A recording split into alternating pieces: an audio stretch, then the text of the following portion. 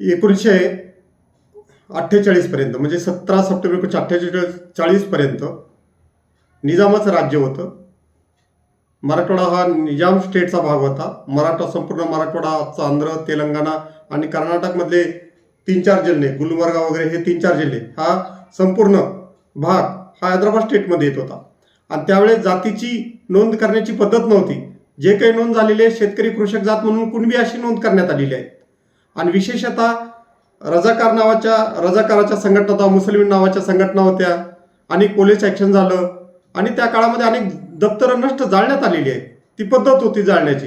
आणि अनेक दप्तरं नष्ट झाल्यामुळे ज्या काही नोंदी मराठा समाजाच्या सापडू लागलेल्या आहेत त्या कुणबी म्हणून आपल्याला सापडू लागलेल्या आहेत. आज जर आपण बघितलं की आंध्र राज्य होतं, तर त्या आंध्र राज्य निर्माण झालं.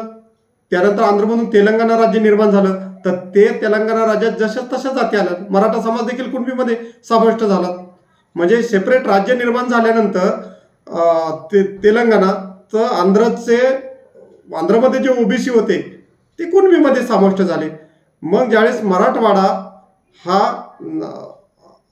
हैदराबाद संस्थानाचा भाग होता आणि हैदराबाद संस्थानाचा भाग आला तर महाराष्ट्रामध्ये समाविष्ट झाला, तो ओबीसीमध्ये समाविष्ट व्हायला हवा.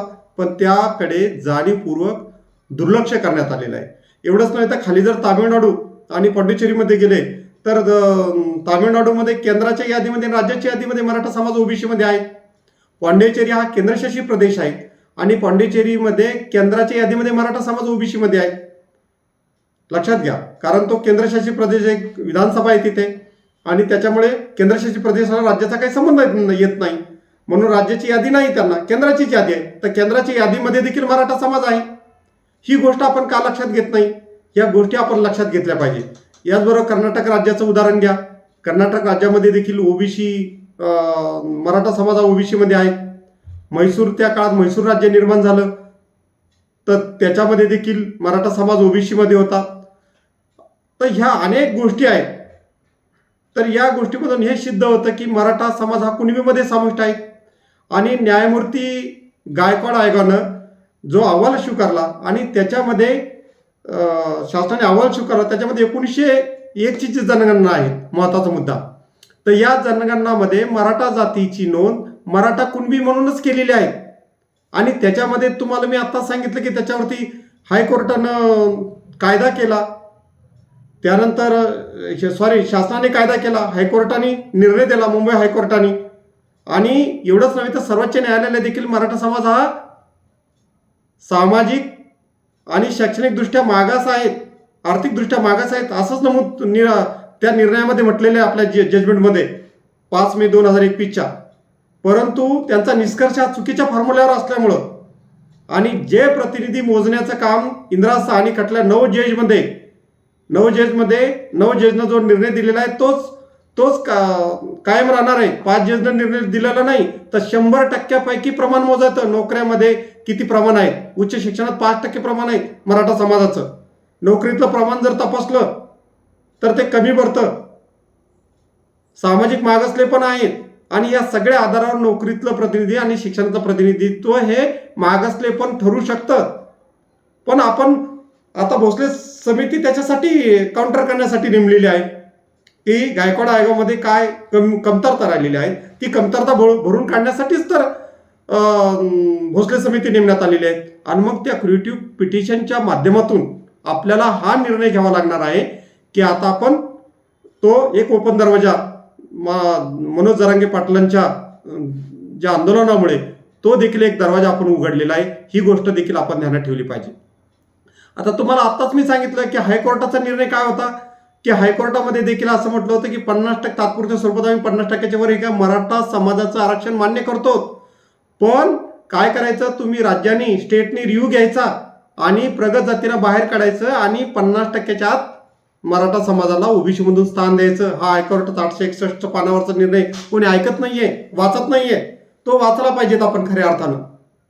आणि म्हणून मराठा समाज मागासच आहे, सामाजिक दृष्ट्या, शैक्षणिक दृष्ट्या आणि आर्थिक दृष्ट्या. त्यात प्रगत असेल, काही समाज 10-20% प्रगत असेल, ते नाकारता येत नाहीये, ते वास्तवता आहे.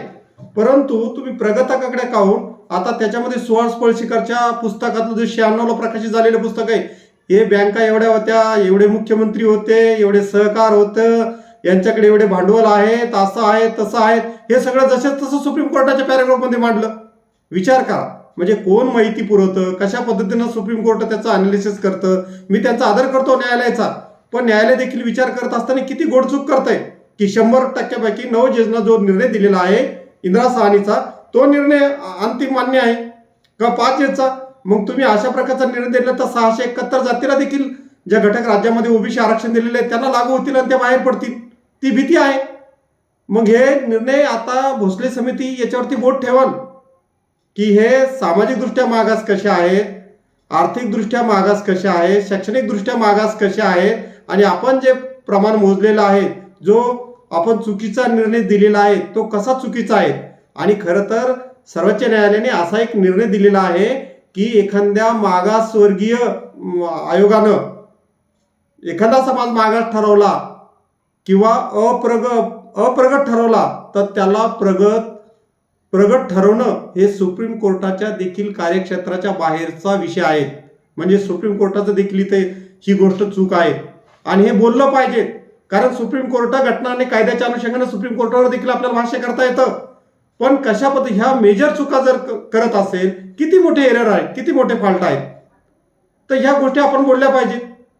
102 घटना दुरुस्तीमध्ये 103 घटना दुरुस्तीमध्ये न्यायालय काय बोलतं, या विषयामध्ये काय बोलतं हे विषय. आणि मुद्दा असा आहे की 97 घटना दुरुस्ती होती. सहकार हा जो विषय होता तो सहकार विषयाच्या संदर्भामध्ये राज्याच्या 7व्या शेड्यूलमध्ये जो राज्याचा देखील अधिकार आहे राज्यांना, तो काढून घेतल्यामुळे ती घटना न्यायालयाने चुकीची ठरवलेली आहे. मग ह्या 7 शेड्यूलमध्ये नोकरीचं आणि शिक्षणाचं जे मागासलेपण आहे, एखाद्या समाजाला राज्याला अधिकार आहे, तर अशा वेळेला वेगळा निर्णय या ठिकाणी येतो. त्याच 7 शेड्यूलमध्ये हा विषय आहे.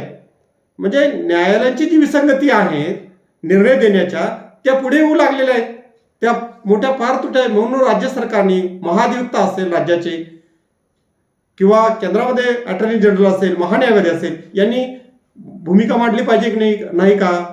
केंद्राने आणि राज्याने स्ट्रिक्ट सूचना त्यांना देऊ नये का सुप्रीम कोर्टामध्ये विषय मांडण्यासाठी. म्हणून मराठा आरक्षणामध्ये राज्य सरकारचं, केंद्र सरकारचं, कायदे तज्ज्ञ जे असतील त्यांचं साफ दुर्लक्ष झालेलं आहे. आणि म्हणून हा मराठा आरक्षणाचा विषय हा पुढे जाऊ लागलेला आहे. ही गोष्ट आपण ध्यानात ठेवली पाहिजे.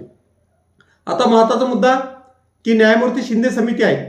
आता या न्यायमूर्ती शिंदे समितीनं जो अहवाल दिलेला आहे, खरं तर ही जे मराठवाड्यांचं ओबीसीचे दारा एवढे जरी 35,000 असेल, 50,000 असेल, जे काय पुरावे आता सापडले मराठवाड्यामध्ये, तर हे मनोज जरांगे पाटलांचं फार मोठं यश आहे.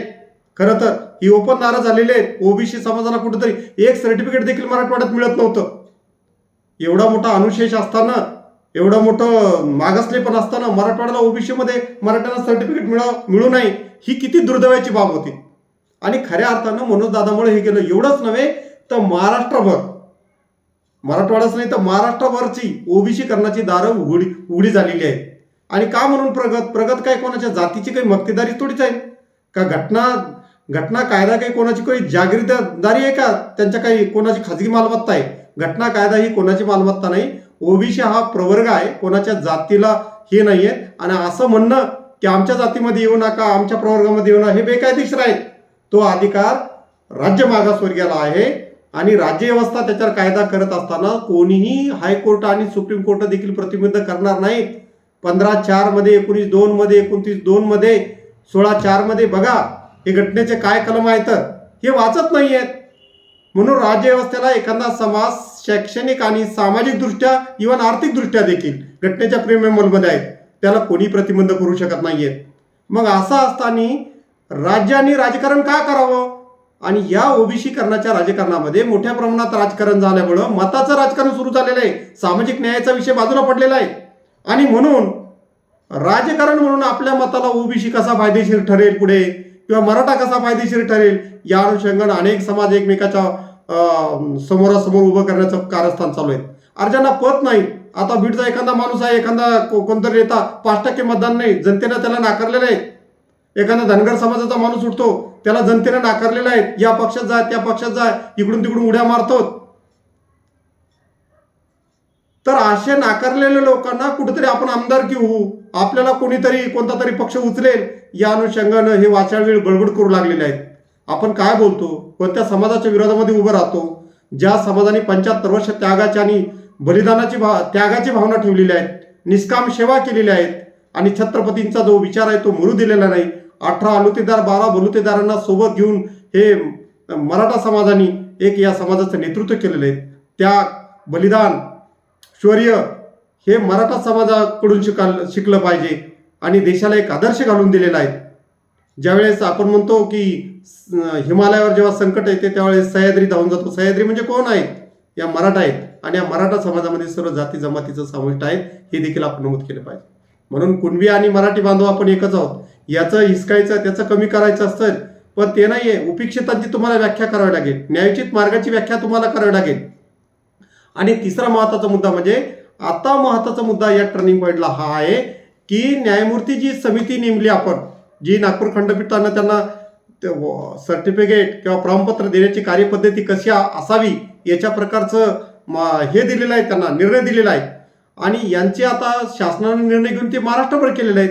आता हे निर्णय मनोजदादांच्या आंदोलनाचं फार मोठं यश आहे की आता हे ओबीसीकरण सुरू झालेले आहेत आणि जो मराठा समाजामध्ये मोठ्या प्रमाणात निराशा निर्माण झाली होती, हक्काच्या लढाईला सर्वोच्च न्यायालयाकडून देखील त्याला समजून घेतलं नाही, शासनाने समजून घेतलं नाही. आणि मग पंडित नेहरूंनी म्हटलं होतं, ज्या देशामध्ये जनतेचं मागण्या मान्य करत नाही, जनतेचं मत विचारात घेतलं जात नाही, त्या ठिकाणी क्रांती होते. म्हणून मुस्लिम कंट्रीज राष्ट्रामध्ये लोकशाही का टिकू शकल्या नाहीत? तर जनतेचं मत विचारात घेतलं नाही. सरकारने आम्ही म्हणजे सरकार, आम्ही म्हणजे कार्य. लोकशाहीमध्ये तसा अभिप्रेत नाहीये. सरकार येत राहतात, सरकार बदलत असतात आणि सरकार बदललं तर ते कोणताही सरकार असतो ते जनतेप्रती दायित्व राहिले पाहिजे. कारण अंतिम सत्तेचा स्रोत ग्रामपंचायतीपासून तर राष्ट्रपतीपर्यंत प्रत्यक्ष अप्रत्यक्षरित्या जनता असते सत्तेचा स्रोत. म्हणून जे सरकार चांगलं काम करत असेल त्याला बदलवण्याचा आणि सत्तेपासून दूर करण्याचा अधिकार हा जनतेला असतो. मग एवढी मोठी जनता आज रस्त्यावरती पडली तर सरकार नावाची गोष्ट उरली कुठे? सरकार नावाची गोष्ट आहे का शिल्लक या महाराष्ट्रामध्ये? सरकारचा जनाधार गेला, अधिष्ठान गेला. कारण सत्तेला अधिष्ठान लागतं, सरकारला अधिष्ठान लागतं आणि ते अधिष्ठान उरलंय कुठे? ते उरलं नसेल तर मग हे सरकार बदलण्याचा अधिकार हा जनतेलाच आहे. आणि ज्यावेळेस जनता असं म्हणते तर तुम्हाला जनतेच्या भावनेचा विचार तुम्ही केला पाहिजे आणि हा विचार तुम्ही करत नाही आणि त्यामुळे खऱ्या अर्थानं हा विषय पुढे प्रलंबित होऊ लागलेला आहे. आणि म्हणून आपण हा विषय मराठा आरक्षण हा विषय आपण समजून घेतला पाहिजे.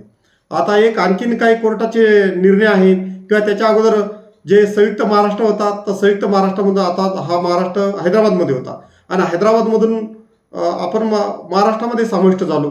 मग त्या जाती SC ST त्या प्रवर्गात समाविष्ट झालेले आहेत का? त्यांचे कोणते वर्ण आणि वर्ग कुठून आले, कसे शोधले तुम्ही, कुठून आणले? मराठ्याचं सापडत नाही, त्यांचं कुठून सापडतं? SC STचं. विदर्भातले ओबीसीचं वर्ण किंवा ओबीसी कुठून सापडलं? अरे ते टाकून घेतलं तत्कालीन परिस्थितीमध्ये कायदेशीर बरी भाषेमध्ये. सरकारला अधिकार नाही का? अरे सरकारला पुरावे शोधण्याचा अधिकार नाही. जो समाज शैक्षणिक आणि सामाजिक मागास आहे त्याला ओबीसी मध्ये प्रवर्गामध्ये जाण्यापासून कोणत्याही समाजाला कोणी रोखू शकत नाही. उद्या जैन असू द्या, मुस्लिम असू द्या, कोणताही समाज असू द्या, ब्राह्मण असू द्या, कोणीच रोखू शकत नाहीये. हे साधं घटनेचं तत्व आहे. कशासाठी एवढे 75 वर्ष तुम्ही राजकारण करतात? अरे मलेशिया राष्ट्राने 10 वर्ष सांगितलं का आम्ही प्रगत होऊ, त्या देशाने 20 वर्षात प्रगत होऊ, 10 वर्षात प्रगत झालं. 1995 ठरवलं होतं तर अमेरिकेबरोबर गेले, सर्व क्षेत्रामध्ये गेले आणि आम्ही एकच विषय घेऊन 2 समाज पुढे चाललो. काही ठराविक प्रगत जातींचं बरं चाललं याच्यामध्ये, या देशामध्ये. आणि बाकी उपेक्षित लोकांचं काय? मोठ्या समाजाला शिकू द्यायचा नाही, चांगल्या संस्थेत प्रवेश मिळू द्यायचा नाही. तुम्हीच चांगल्या मोठ्या संस्थेमध्ये कब्जे मिळवायचे, मोठ्या संस्थांमध्ये तुम्ही राहायचं, देशाची धोरणं तुम्ही ठरवायची आणि बहुसंख्य समाजाला प्रतिबंध करायचं. तर न्यायालयाचं देखील बहुजनीकरण झालं पाहिजे, तरच हे निर्णय बहुजनाच्या पद्धतीने लागतील. हे संसदेमध्ये लोक बोलू लागलेले आहेत आणि ठराविक जातीचेच लोक जर सरन्यायाधीश आणि मुख्य न्यायाधीश, राज्याचे न्यायाधीश असेल तर निर्णय कसे येतील? खरं तर मी हा अवमान म्हणत नाहीये न्यायालयाचा, पण ही वास्तविकता आहे. हे संसदेमध्ये अनेक खासदारांनी याच्यावर उच्चारलेलं आहे. का तुम्ही निर्णय घेत नाही? देशाचे उद्योग काही ठराविकच 80% उद्योग काही ठराविकच जातीच्या हातात असावेत. ठराविक कुलगुरू विशिष्ट जातीचे असावेत, विशिष्ट जातीचेच महत्वाच्या संस्थाचे जे घटनात्मक संस्था आहे, घटनाबाह्य संस्था आहे त्याच्यावर असावेत, डायरेक्टर असावे, संचालक असावे, सचिव असावे. हे काय चाललंय? राष्ट्रपती भवनात असावेत. ही का सर्वोदयाचा हे विनोबा भावेचा सर्वोदयाचा विचार आहे का? काही ठराविक लोकांचंच भलं चाललंय या देशामध्ये, आणि म्हणून हे जर भलं चालत असेल तर हे चुकीचं आहे. उद्योगपतीचेच मस्त चालत असेल, 300 पटीनं त्यांची प्रॉपर्टी, कोणतं काम करता तुम्ही? आमचे आई वडील रात्रंदिवस शेतात राबतात, घाम गाळतात, त्यांच्या पोटाला अन्न नाही, पोट कुठं गेलेले आहे बघा. आमच्या स्त्रिया काय त्यांची हेळसांड चालू आहे, मुलीच्या शिक्षणाचं बघा, विद्यार्थ्याच्या शिक्षणाचं बघा, आरोग्याच्या समस्या बघा, विकासाच्या समस्या बघा. ह्या बघायला तुम्हाला वेळ नाहीये. आणि म्हणून ह्या गोष्टी व्हायला हव्या होत्या, पण त्या झालेल्या नाही. आणि दुसरा महत्त्वाचा मुद्दा म्हणजे वर्धा न्यायालयाचा जे 1921चा निर्णय आहे त्याच्यामध्ये देशमुख आणि मराठा देशमुख ह्या, जरी मराठा ही जात आहे आणि कुणबी ही पोटजात म्हणून समजलेलं आहे, म्हणून मराठा कुणबी, मराठा देशमुख यातले युवा वैध ठरवलेले आहेत आणि मराठा कुणबी एकच आहे. हा वर्धा डिस्ट्रिक्ट न्यायालयाचा 1921चा निर्णय का विचारात घेत नाही? त्याचबरोबर त्याचबरोबर दुसरा पण निर्णय, महाराजा कोल्हापूर सुंदरबाई विरुद्ध मद्रास राज्य यांच्या निर्णयामध्ये या खटल्यात देखील या खटल्यात बी कुणबी मराठा हे कुणबीच आहे, कुणबी जातीचे आहेत असा निष्कर्ष दिलेला आहे. आणि म्हणून हे सगळे विषय आपल्यापर असताना आता आणखीन एक महत्त्वाचा मुद्दा आहे. आपण 2012ला एक GR काढलेला आहे. त्यामध्ये मुस्लिम समाजाला जर आरक्षण आपल्याला देता आलं नाही, मुस्लिम समाजाला जर आपल्याला आरक्षण देता आलं नाही तर आपण गृह चौकशी करतो आणि त्यांना जातीची नोंद नसली तरी प्रमाणपत्र देण्याची पद्धत आहे 2012च्या निर्णयानं. 2018मध्ये अनेक जातीच्या याच्यामध्ये हे झालेलं आहे, बदल झालेले आहेत.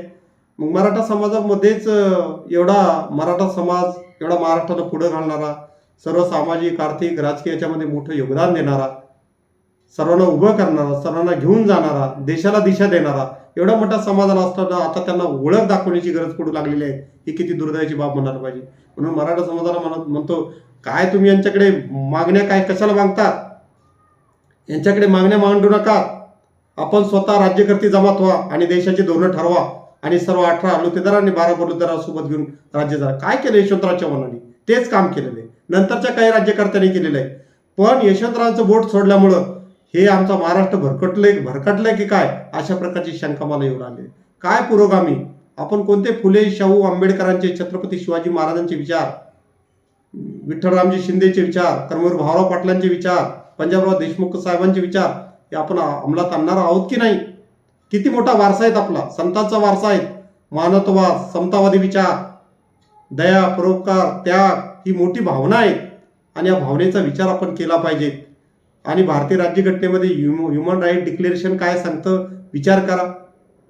ते का नाही, जेव्हा आमच्या मातृसत्ताक पद्धतीनं दाखले देण्याची पद्धत आहे, तुम्ही ह्युमन राईट डिक्लेरेशन वाचला का 48चं? तू कन्वर्ट पास झालेले 1966 मध्ये ते वाचलेलं आहे का? आणि भारतीय राज्यघटनेमध्ये जसे तसे ह्युमन राईट डिक्लेरेशनच्या 3ऱ्या प्रकरणामध्ये जसं तसं आलेलं आहे, तसंच 1935चं 2/3 घटना आलेली आहे. लक्षात घ्या, 3500 दुरुस्त्या झालेल्या आहे घटना परिषदेमध्ये. हे सगळे विषय आहेत तुमच्या पुढे.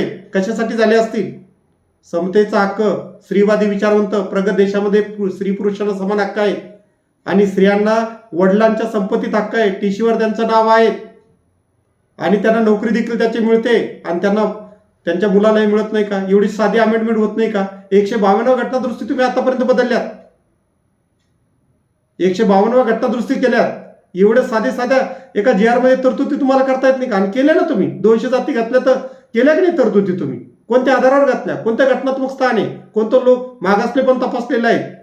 लोक प्रतिनिधीच्या स्वरूपामध्ये आणि लोकसंख्येच्या प्रमाणामध्ये तुम्ही प्रतिनिधी तपासलात का? कोणते घटनात्मक आधार आहेत? काकासाहेब कालेकर असू द्या किंवा जे कमिट्या तुम्ही ज्या नेमलेल्या आहेत, इंदिरा साहनी कमिटी असल्या, मंडल आयोग असू द्या, किती त्रुट्या आहेत, दोषपूर्ण आहेत. आणि हे सगळं असताना हे पुढं मताच्या राजकारणासाठी फक्त प्रमुख जाती, ठराविक OBC मधल्या देखील त्यांनीच याच्यावरती डल्ला मारलेला आहे. कारण 40 प्रमुख जाती या देशातल्या 50% डल्ला मारतात ओबीसी वरती. मग कोण कोणावरती अन्याय करतं? एकाच घरामध्ये 10-10, 12-12 नोकऱ्या मिळवायच्या. अरे आपल्याही समाजापर्यंत जाऊ द्या ना. मग हा समतेचा विचार कुठंपर्यंत जाणार? आणि मग तुम्हाला फक्त समाजावर अन्याय होतो, असं होतं तसं होतं. अरे पहिले आपल्या नोकऱ्या सोडा. 2-3 कुटुंब, 2-3 आता पिढ्या तुम्ही घेऊ नका, बाकी आपल्या समाज बांधवापर्यंत जाऊ द्या. तो विचार नाहीये. आणि घटनेच्या 335 कलमामध्ये राज्यव्यवस्थेवर किती परिणाम होऊ लागलेला या गोष्टीचा, हा विचार आपण केला का कधी? काहीच नाही. विचारच आम्ही करत नाहीये. 335 प्रमाणे असं म्हटलेलं आहे की आरक्षण ठरवत असताना घटना राज्यव्यवस्थेच्या कार्यक्षमतेवर परिणाम होऊ नये. आता काय होणार नाही? 600 मार्काचा माणूस घ्यायचा आणि 500 मार्काचा माणूस घ्यायचा, 400 मार्काचा घ्यायचा, 350चं घेणार का? काय परिणाम होणार नाही? आणि विशेषतः ह्या गोष्टी कुठं चाललेल्या आहेत? तर हा विचार तुम्ही आता खऱ्या अर्थानं केला पाहिजे. आणि म्हणून हे जे खटले आहेत, तर या खटल्याच्या अनुषंगाने देखील जर मराठा समाजामध्ये जे कुणबी समाजातले काही दाखले सापडले असतील, ज्याच्याकडे दाखले नाही किंवा पुरावे नाही, तर गृह चौकशी करायची किंवा या समाजातला माणूस आहे का, याचे नातलग आहेत का, त्या आधारावर जसं मुस्लिम समाजाला तुम्ही जातीचे प्रमाणपत्र देता तसे दिले पाहिजे. हा फार मोठा विषय राजकीकरण केल्यामुळे, मताचं राजकारण याच्यामध्ये शिरल्यामुळे सामाजिक समतेचा विचार दुर्लक्षित झालेला आहे. उपेक्षिताबद्दल आम्ही आरक्षणाच्या बाजूचे आहोत. सर्वांना उपेक्षित समाजाला आरक्षण मिळालं पाहिजे, पण ते सामाजिक आणि शैक्षणिक मागासलेपणावर मिळालं पाहिजे, आर्थिक मागासलेपणावर नाही. सामाजिक आणि शैक्षणिक मागासलेपणावर ते मिळालं पाहिजे, तरच या देशाचं खऱ्या अर्थानं कल्याण होऊ शकेल. आणि म्हणून आताचा जो विषय आहे, हा विषयामधून आपल्याला 2-3 मार्ग उपलब्ध झालेले आहेत की सारांश रूपानं सांगायचं म्हणजे की तुम्हाला एवढ्या ज्या नोंदी सापडलेल्या आहेत, त्या नोंदीच्या आधारानं त्याचे नातेवाईक सगळे सोयरे जिथं विवाह होतो त्यांना आरक्षण द्या. क्युरिटी पिटिशनच्या माध्यमातून 12-13% तो एक विषय आहे. ज्यांना घ्यायचं नसेल ओबीसीमध्ये त्याला ते एक आरक्षण आहे. दुसरा महत्त्वाचा मुद्दा म्हणजे कुणाला EWS मधून घ्यायचा असेल तर तो EWS मधून त्याच्यासाठी पर्याय खुला आहे. शासन परत तुम्हाला मराठा समाजाला जर क्युरिटी पिटिशन नसेल तर त्याच्यावरती कायदा करण्याच्या तयारीत आहेत. मागासलेपण पुन्हा सिद्ध करण्याच्या तयारीमध्ये आहेत. कारण न्यायमूर्ती राज्य मागासवर्गीय आयोगानं सर्वेक्षण सुरू आहे, त्या माध्यमातून देखील आपल्याला आरक्षण मिळू शकतं. प्रश्न काय आहे? सर्व समाजाचा न्यायाचा विचार होऊ शकतो, पण अत्यंत शांततामय मार्गाने, घटनात्मक मार्गाने हे विषय आपल्याला सोडवले जाऊ शकतात. म्हणून येणाऱ्या काळामध्ये कोणत्याही समाजाने आरक्षणाच्या बाजूचे नाही, पण प्रगतांना वगळून जे वंचित घटक आहेत खरोखर त्या वंचित घटकांना न्याय मिळाला पाहिजे. ही सर्व राष्ट्रांची उपेक्षिताबद्दल राष्ट्राची व्याख्या झाली पाहिजे आणि त्यांना न्याय देण्याबद्दल दुमत कोणाचं असू नये. पण जे दलबीर भंडारीने सांगितलं होतं की 10%च आरक्षणामध्ये फरक ठेवा, दलबीर भंडारीने सांगितलं होतं ओबीसीला हे करताना, न्यायमूर्ती दलबीर भंडारी निर्णय दिलेला आहे की 10 मार्कापेक्षा जास्त भेद असू नये. किती मार्काचा भेद झालेला आहे? एक मार्क किती महत्वाचा असतो विद्यार्थी जीवनामध्ये? एका मार्गावर 10-10, हजार पोरं MPSC UPSCला असतात. हा विचार आपण सर्वांनी केला पाहिजे. आणि सर्व समाजाला पुढे जायचं असेल, सर्व समाजाचा विकास करायचा असेल तर जातविरहित, धर्मनिरपेक्ष, समतावादी, बंधुतेच्या भावनेनं हा विचार केला पाहिजे. आणि जे वाचाळवीळ मंत्री आहेत किंवा जे नेते आहेत त्या नेत्याने आपल्या वाणीला लगाम घातला पाहिजे. आपला अभ्यास किती आहे हे सर्व महाराष्ट्राला माहीत आहे. आपले प्रवास कोणता होता, आपण कोणते कामं करत होता आणि आता कसे पदार्पण पोहोचलेल्या हे लोकांना माहीत आहे. म्हणून लोकांना फसवण्याचं काम, दोन समाजामध्ये भांडणं आणि झगडे निर्माण करण्याचं काम यापुढे होऊ देऊ नका, करू नका. तरच महाराष्ट्र हा पुरोगामी राहील, प्रगतिशील राहील असं मला वाटतं. खूप खूप धन्यवाद.